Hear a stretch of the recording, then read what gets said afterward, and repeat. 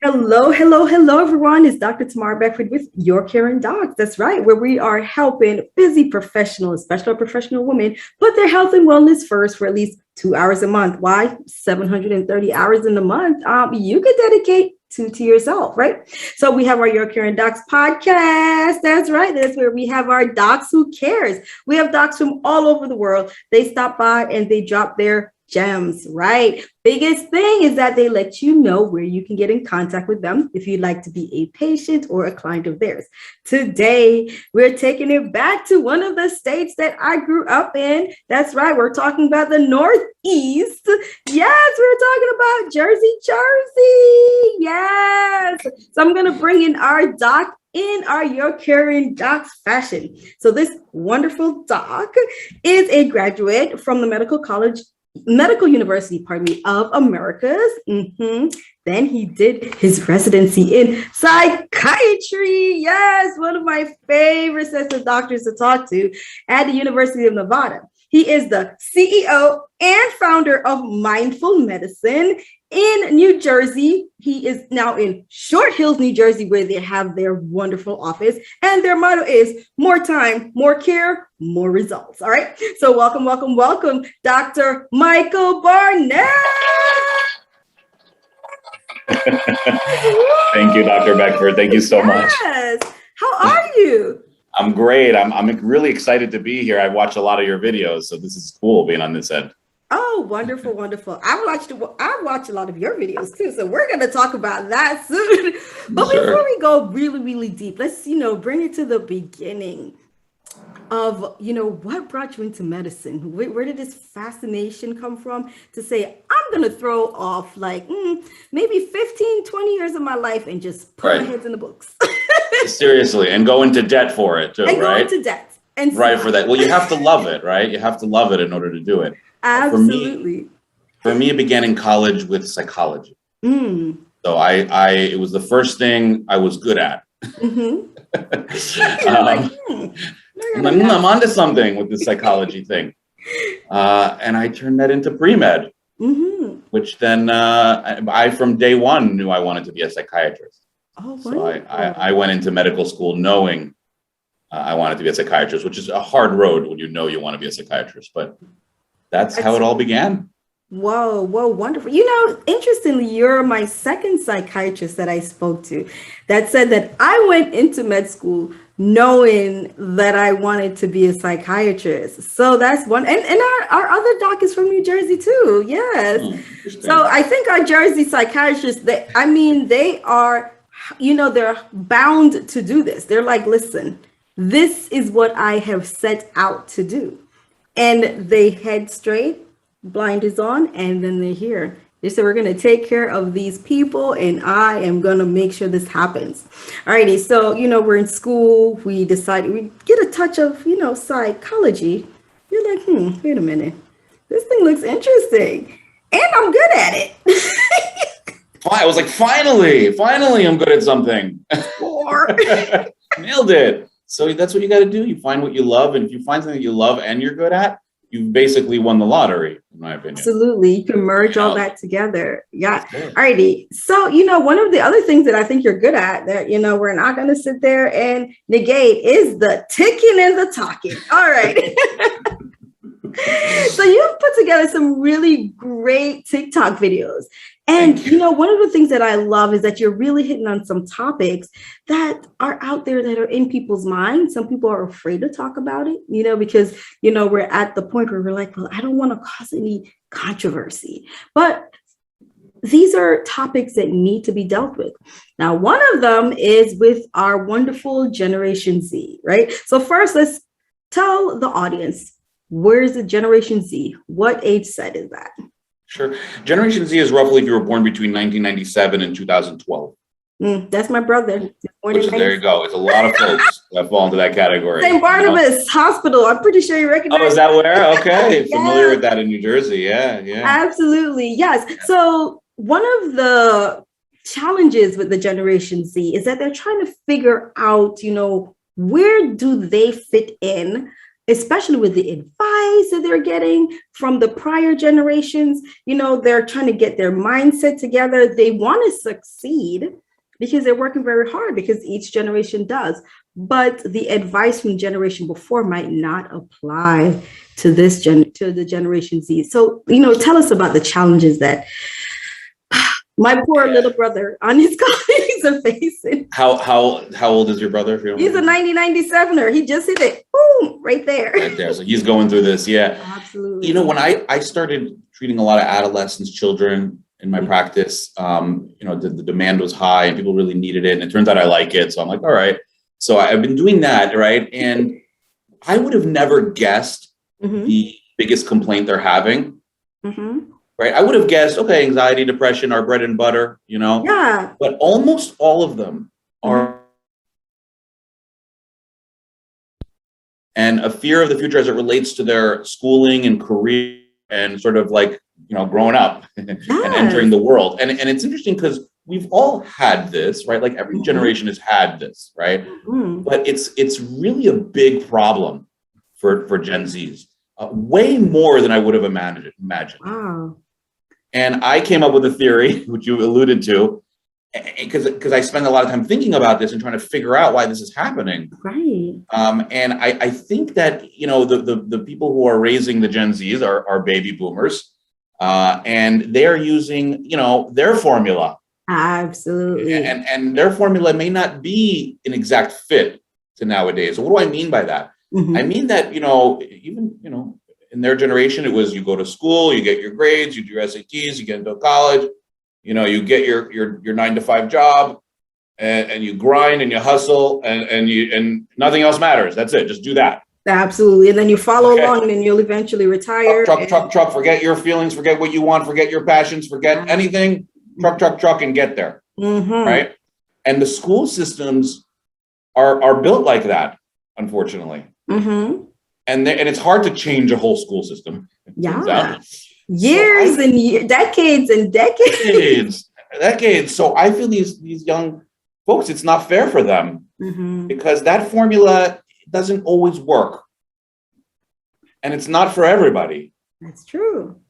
I'll give you a perfect example. I had a young kid that I, saw in the office. And it was over the summer. He was just about to start school. It was about September, early September, right? And he's stressed about school. I said, why? He said, we have on our first day a test. Oh. I said, a first day of school, a test? He said, yeah, they gave us some summer readings and, I got to go and take a test. So I'm like, and now I'm wondering, right? And here I am pondering, why do the Gen Zs have this worry? And then I see somebody coming in has a test on the first day. And we wonder why they're worrying about these things.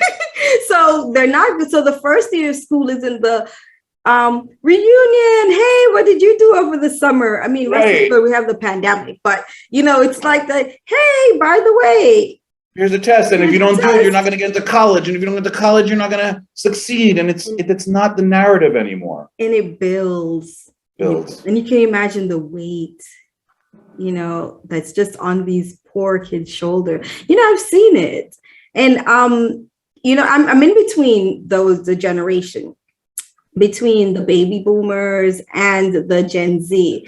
And, I've even had to step back with the advice that I give my brother. Like I said, he's a Gen Z right there. Boom. And while I watched him going through college, I'm like, well, this is how you do it. You sit and you grind. I'm like, that's what I did. Right. But then he has all these passions, like I said, we're neighbors. So he went to West Orange High School. He has the ability to do science and arts.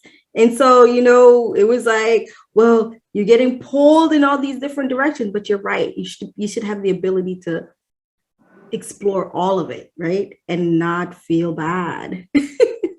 What's an interesting exercise I've done on this topic is you keep asking yourself why. So, for example, I want to get good grades. Why? Because I want to get into college. Why? So that I can get a good job. Why? So I can make money. Why? So I can pay my bills. Why? If you keep asking why, in my opinion, the end answer is happiness. That's the end answer. That's keep true. asking. When you think you're done, keep asking why. And it's happiness. So for me, we have in our head built this system of like the only way to get the happiness is through that route. Get the grades, get the college, get the degree, get the thing, da da da da. But actually, in real life, there's many ways to happiness. Wonderful. And that has to be the guide, in my opinion. Absolutely. Wow. Yeah.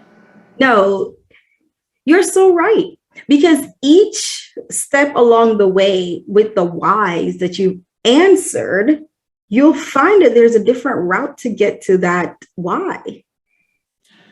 You know who has to learn this is doctors, believe it or not. Ooh, let's talk about it. We learned this the hard way. We were trained like that in a way. Yes, we definitely Med school did. is like you grind, you do it, you work your 48-hour shifts, and you sleep when you can, you eat when you can. You don't complain. Residency was called residency because we were residents of the hospital. Absolutely, you lived there. It wasn't because of the TV show. Right, exactly. It wasn't Grey's Anatomy, as we lived there. You lived there. You were a resident. Right. We were taught that, and unfortunately, we then learned the hard way. Absolutely. Because we think that's the key to our happiness. Absolutely. And we get caught in that because we're healers and we, whatever. And I always say doctors need more humanism, not heroism. Absolutely. And you're right, because we got caught in that rhetoric, and then now we're seeing some of the consequences of it, right? Correct. Where you're stuck in between, well, my call to heal, that is one of my inner callings. But as you mentioned, the end answer to all those whys is also happiness. So when that gets pulled away, then there's a void, a vacuum that's left in its place. I couldn't agree with you more right now. Yep. And I think a lot of us are trying to fill that vacuum because the why, you've had your head down for so long, right. never asking why. So you lift your head up now, and you probably don't even recognize where you are. Right. That's right. All of a sudden you wake up, you're there. That's right. Wow. I think about this stuff often as a psychiatrist. Well, I mean, that's your job. See, now you have me in there. I might turn around and start lying down on the couch and keep talking. Do it. Come on. I'll set up the whole day for you. Don't worry. Yes, but we are really breaking things down, and we're really getting to the root of a lot of the unhappiness. And we're realizing that the root of it is we never asked ourselves why along the way. So we felt, and we were told that the route to it were all the steps that we took. So, with all this in mind, and with this enlightenment that we have, there are some solutions or advice that we can give to our generation Z's, like, for me, to my brother. And then for those who are listening that have kids in this age group, that they're like, whoa, no, we're not saying you screwed your kid up. We're not saying that. We're just saying that now we're able to understand a little bit more of what's really going on in their mind. Because we said the anxiety is not as much of where is my future, I'm so anxious. It's a little deeper than that, right? Where do I fit in between these two generations that are here behind me? Yeah. So give us some advice. Yeah, I mean, what I tell people, it's follow your dreams, do what feels right. Like if you're pursuing a career that just doesn't feel good to you because somebody else pushed you to do it, I'm wholeheartedly against that. Absolutely. If you're going to be a lawyer, but you love art, or whatever, then you should go into art, in my opinion. And again, this advice goes against the grain a little bit, right? This is the problem. People can't even hear this advice. They're like, but my bills and my, I gotta go to school. Well, here's the other answer. But you don't understand. So, what do we say to those people? Well, Dr. Barness, yeah, but you don't understand. Look, it's a pursuit of happiness. It's the pursuit of happiness. So I just don't like when people are on a track that makes them unhappy. Yes. And if there's another track that makes them happy, a lot of times people will not take that track because of perceived negatives. Absolutely. And that's a mistake. Like mom is going to love you no matter what. That's true. No matter what, mom's going to love you. That's true. My kid just broke my thing. still love them. You still love them. Absolutely. Right? So I do, and then also like I see a lot of young folks in school, college, whatever, high school, who they put too much pressure on everything. Like I'm supposed to get all A's and be the number one in my class. And if I'm number two, it's devastating now for me. Yes. Or like I see somebody's grades and they say it's bad and it's like A, C. And now they're like the world is gonna end. It's like the world to them, because think of how they think. Now I'm not gonna get the college, now I'm not gonna get the degree, now I'm not gonna get the job, now I'm not gonna get the That's where they go. Yeah. It's just traveling down that path, that negative path. I try to inspire them with my story. Like I did not do good in high school. Mm-hmm. Okay, I didn't get great SAT scores. I ended up in a community college, a local community college, and that's when I fell in love with psychology. Right, and the rest is history. But here it is, right? Look at that. There it is, and now I made it. Nobody cares that I got a C in astronomy in college. Okay. No, it doesn't matter even for my patients, right? What matters is my connection to them and helping them. Absolutely. You know, so that's what I would tell people is that it doesn't have to be this perfect story in order for you to achieve your happiness and your potential. And sometimes interestingly, those who go the rocky route, they end up having a lot of resilience. And they're able to help those along the way. Because when you have that challenging pathway, you can look at someone else who's had a challenging pathway and say, listen, it will be okay. Because in the moment, it's as if nothing else counts, right? But they feel that way because in their mind, the rhetoric is you have to be perfect in order to get to happiness. And like you said, when you start asking those questions, why, you realize that's what you're thinking.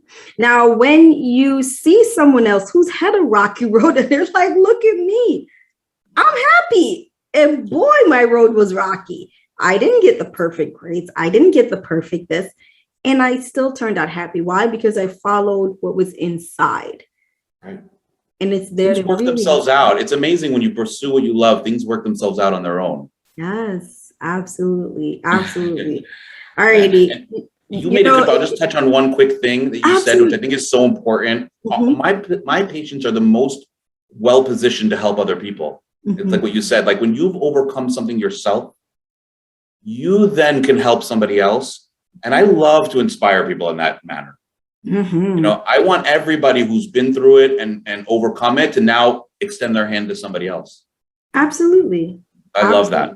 Absolutely. And I mean, it really helps. And I know, and that's why even like with me, with my story too, I inspire my brother. I'm like, listen, you know, it'll be okay. You do have to follow a certain pathway. If this is really what you want, I will help. You know, if this is what you want, you have the support. If you change your mind, guess what? You still have the support. Like you said, we're still there for you. And that's important. And I think that that's probably one of the biggest lessons that I'd love for those who are in Generation Z, who are listening to this wonderful interview with Dr. Barness. If you change your mind, we still love you and we are still here to support you. Right. Exactly. And it doesn't mean that you're bad. It doesn't mean that something's wrong with you. It doesn't mean you're not smart. It doesn't mean any of that. We're still here to support. That's it. Right? Your happiness is more important inside and out. And especially keeping your mind clear and keeping that mind ready to absorb all the happiness that's out there that's in store for you. That's all that we want.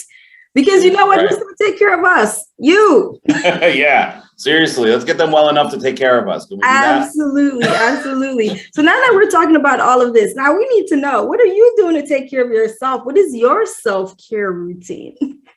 Thank you. It's so important. You know, it's amazing. The longer I'm a doctor, the more I go back to my basics. You get so fancy with treatments and this and that, right? But really, it's like, am I sleeping well? Yes. Am I eating well? Am I hydrating?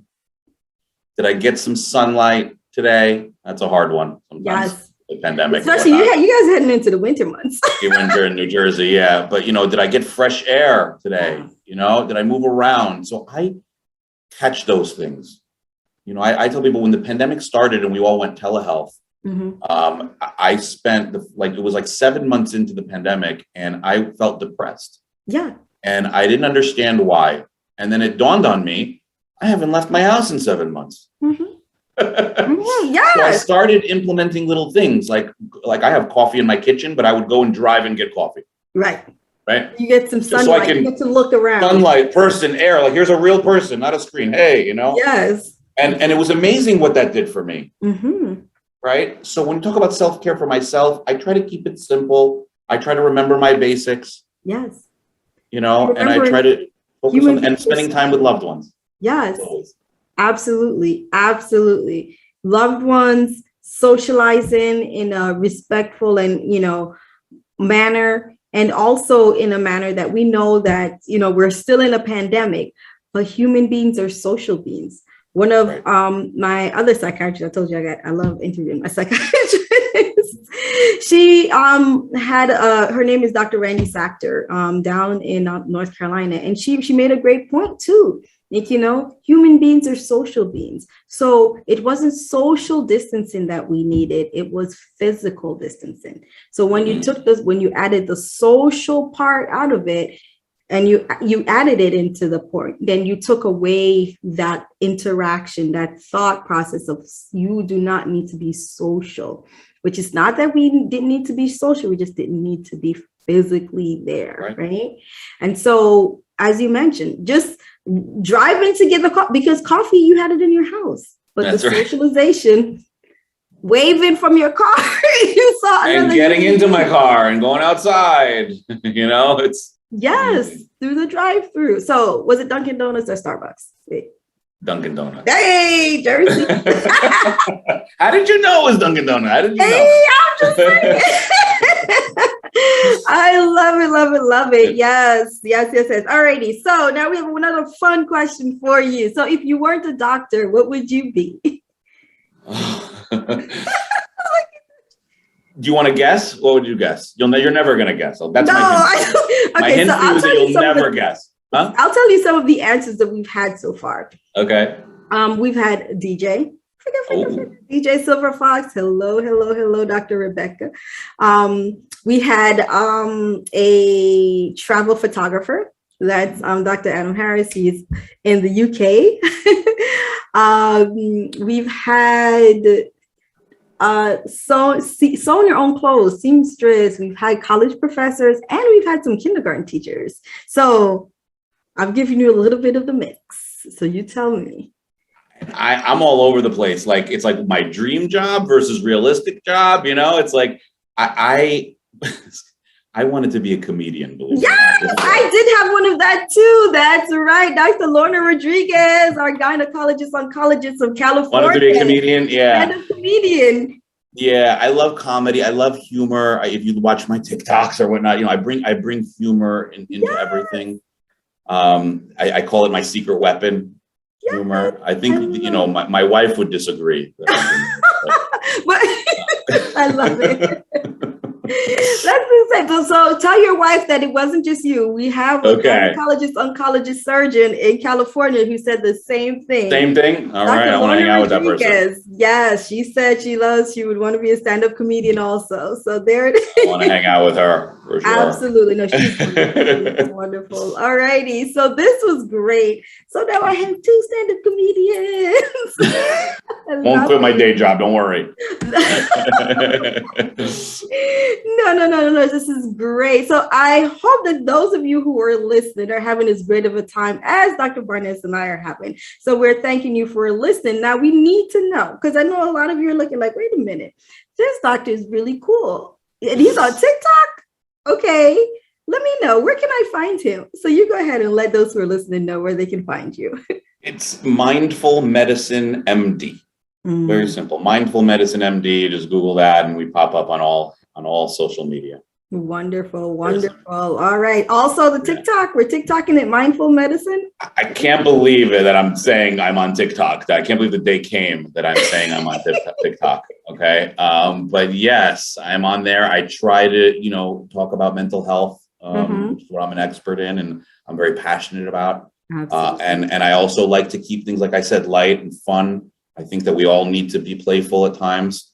So I try to bring in a little bit of that as well. And I just appreciate any support that I get. Absolutely. All righty. Wonderful, wonderful. So like I said, those of you guys who are listening and having a wonderful time, as Dr. Barness and I, you can find him on all social media platforms at Mindful Medicine MD, including TikTok.